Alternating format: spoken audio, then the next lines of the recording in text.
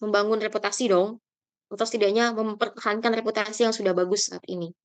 Dan kalian mencoba untuk melakukan advokasi, pendampingan, pelayanan, supaya kalian bisa mendapatkan reputasi yang terjaga itu ya, mendapatkan reputasi yang tetap baik.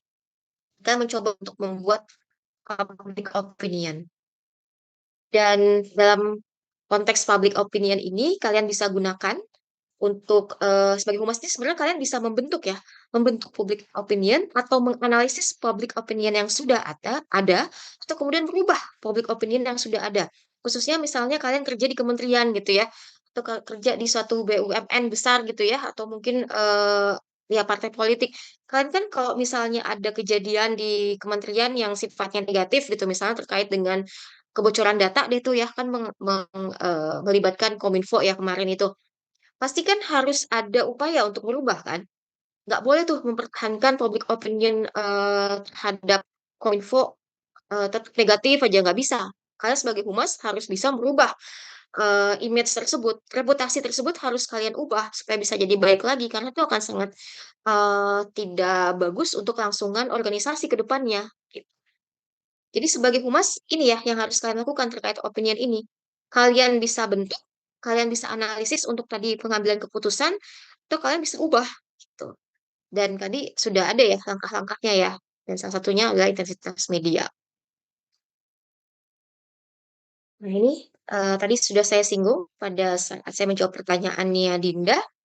Jadi kalau kalian ada opini publik itu tidak boleh kalian abaikan karena dia punya kekuatan, dia bisa loh memperkuat undang atau aturan. Jadi tadi Hasya juga tanya ya seberapa besar kekuatannya, eh ya itu sangat kuat ya. Jadi dia memang bisa kita jadikan landasan sebagai data pendukung ya opini publik. Dan kalau memang lebih bagus lagi, tadi saya sudah sampaikan juga ya ke Hasya, pakai fakta. Gitu ya. Melalui kajian opini publik yang sudah dikaji, kita akan mantapkan lagi sebagai data untuk menguatkan dukungan kita terhadap suatu peraturan.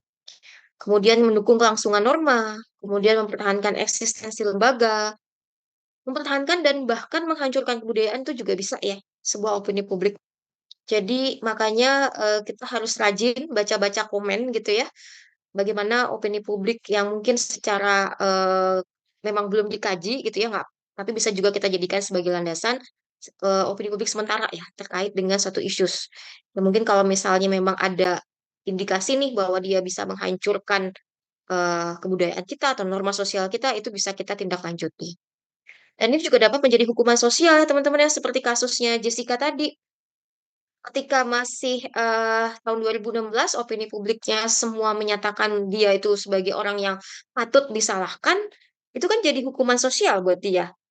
Dia jadi kayak tertuduh kan teman-teman, padahal belum tentu dia yang melakukan pada saat itu ya sebelum jatuh vonis. Termasuk juga ketika kita bicara soal kasus korupsi yang sekarang terjadi ya, lagi-lagi Pak Mas Lembo karena masih baru gitu ya, itu seperti jadi hukuman sosial kan buat si bapak ya. Bisa jadi keluarganya terkucilkan, dia juga dicemoohkan gitu ya. Padahal itu kan juga belum tentu. Persidangan aja belum gitu ya. Bagaimana kita bisa memutuskan gitu ya. Dan itu khawatirnya bagi si eh, anggap terduga atau terlapor itu menjadi satu beban hukuman yang luar biasa nih opini publik ya.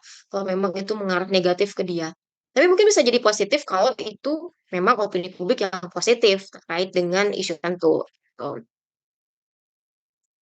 Nah, ini opini publik dan media massa. Jadi saya sangat concern bahwa memang media massa itu sangat kuat ya pengaruhnya karena dia bisa menggiring dan membentuk opini publik. Kemudian dia juga bisa mengumpulkan, mengembangkan, dan mendistribusikan sekaligus satu isu yang pada akhirnya bisa membentuk opini publik. Dia juga bisa membentuk reputasi ya, teman-teman ya, sebagai alat pembentuk citra. Kemudian dia juga bisa sebagai alat untuk mempertahankan kekuasaan dan sebagai alat uji coba kebijakan. Jadi teman-teman eh, bisa mungkin pelajari lebih lanjut ya soal kekuatan media. Mungkin sudah dapat teori-teori ya. Vokasi itu ada teori komunikasi nggak sih? Dapat nggak mata kuliahnya? Ada nggak?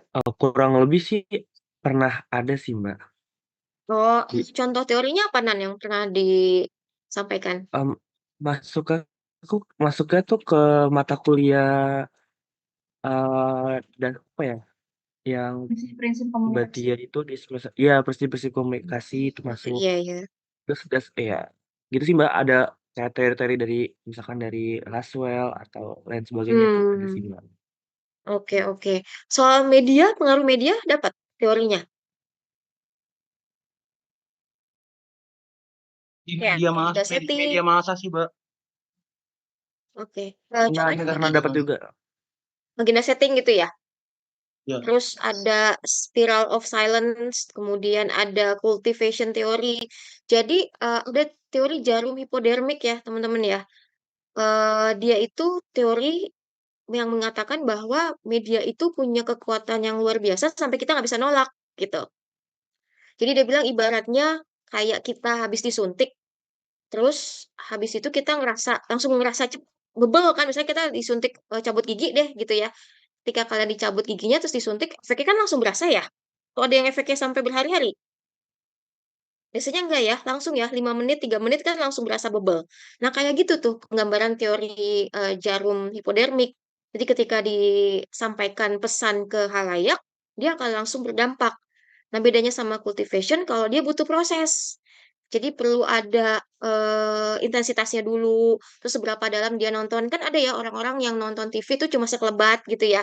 Nah, kalau dalam cultivation, dia memang dapat terpaan tuh sampai nyimak, sampai paham banget gitu ya pesan yang disampaikan oleh si televisi. Itu maksudnya cultivation.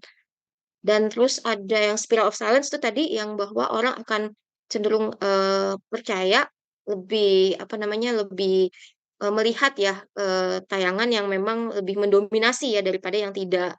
Kemudian ada users gratification, ada banyak sih ya teori-teori media. Intinya semua bilang bahwa media itu memang sangat-sangat kuat ya, sangat-sangat powerful dalam mempengaruhi audience. Makanya ketika nanti kalian bikin saluran campaign, pemahaman soal media, penggunaan pesan itu menjadi sangat apa namanya penting ya, teman-teman ya. Oke, sampai sini ada yang mau tanya? Mbak, saya mau tanya, Sandi? kalau pengalian isu itu beneran bisa dilakukan nggak sih, Mbak, oleh institusi tertentu gitu? Itu emang Mm-mm. biasa dilakukan atau itu cuma opini publik aja gitu? Biasa dilakukan Ah, opini. ya kan biasa kalau di komentar media gitu, Mbak, biasanya kan orang Mm-mm. kalau misalnya nggak setuju biasa bilangnya ini pengalian isu atau yang lain gitu. Iya, Itu tuh jadi uh-uh, kalau pengalihan isu itu kan sebenarnya biasa terjadi ya, Sandi ya.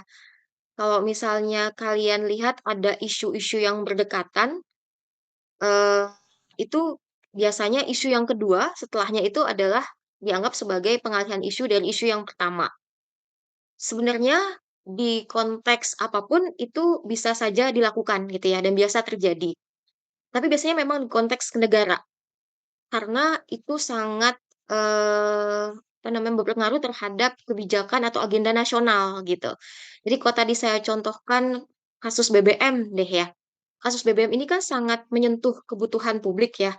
Yang kalau dia terus dibiarkan isu itu akan muncul, bisa jadi kan ada gerakan yang sifatnya masif gitu ya, berupa demo gitu, atau mungkin protes secara terus-terusan melalui sosial media, yang mungkin juga akan mempengaruhi citra kita di mata dunia.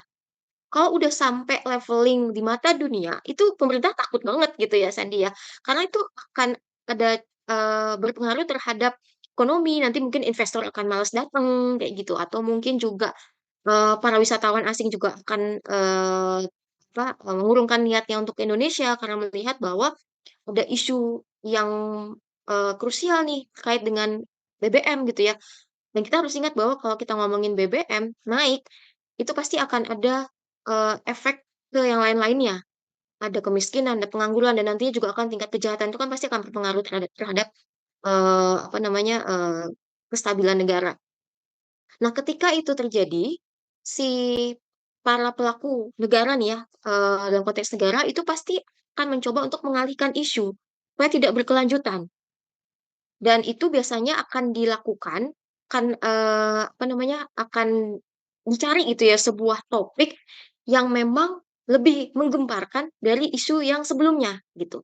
Oke, kemudian tadi saya contohkan isu Bjorka gitu ya, itu kan sangat-sangat heboh ya. Maksudnya itu salah satu isu yang baru yang mungkin sebelumnya belum pernah terjadi dan itu bisa fatal karena data pribadi loh yang kena. Itu kan jauh, jauh mungkin mungkin secara dampak sama aja gitu ya kayak BBM, cuma ini kan isu baru. Isu yang tadinya tidak terfikirkan sama masyarakat. Akhirnya itu bisa mengalihkan isu yang BBM tadi, yang tadinya orang udah siap-siap mau demo gitu, yang udah tadinya kelompok-kelompok kepentingan sudah mau maju ke DPR, itu jadi mengurungkan niat, akhirnya berubah tuh. Akhirnya malah si Biorkanya yang dijadiin yang mencuat isunya gitu ya, yang kemudian isu yang sebelumnya jadi udah landai lagi kayak gitu. Jadi itu mungkin saja terjadi. Kalau dalam konteks bukan negara gitu kali ya maksudnya Sandi ya, itu bisa nggak kayak gitu? Bisa juga. Kayak misalnya kalau kalian lihat di level organisasi deh ya, di korporasi gitu. Eh, ketika terjadi, oke saya ambil contoh McD deh ya. McD terkait dengan isu dukungan terhadap Israel. Waktu itu dia kalau nggak salah mengeluarkan, jadi sebenarnya kalau teman-teman tahu ya, McD Indonesia sama McD Israel itu kan sebuah instansi yang berbeda ya, meskipun sama-sama McD, tapi ownership-nya itu kan beda. Kalau yang di Indonesia ownership-nya ya memang Indonesia, tapi kalau yang di Israel itu ya dari Israel. Jadi ketika mereka menyatakan dukungan terhadap pasukan Israel pada saat itu dia membagi-bagi makanan ya, bukan berarti kita juga ikut mendukung gitu. Nah saat itu wacananya kan kemudian eh, jadi jelek juga ke McD Indonesia ya. Kita melakukan boykot waktu saat itu ya, hampir hampir melakukan boykot. Nah, si McD Indonesia berusaha untuk menetralkan itu kan. Dia kemudian memberikan isu yang lainnya, yaitu mengenai eh, kontribusi justru terkait dengan isu Palestina. Dan dia juga membuat sebuah narasi-narasi terkait dengan kontribusi positif McD terhadap Indonesia. Gitu yang pada akhirnya isu itu pun landai, yang tadinya mereka udah siap-siap mau boykot karena ada isu tandingan yang mungkin juga jauh lebih lebih menarik daripada isu yang pertama, itu akhirnya membuat citranya si McD kembali positif lagi kayak gitu. Jadi mungkin terjadi antara yang negara maupun yang di organisasi, asal isunya tuh jauh lebih menarik, jauh lebih kuat, dan jauh lebih impactful. Seperti itu, Sandi. Paham nggak? Paham Mbak, terima kasih. Oke, siap. Ada lagi yang mau tanya?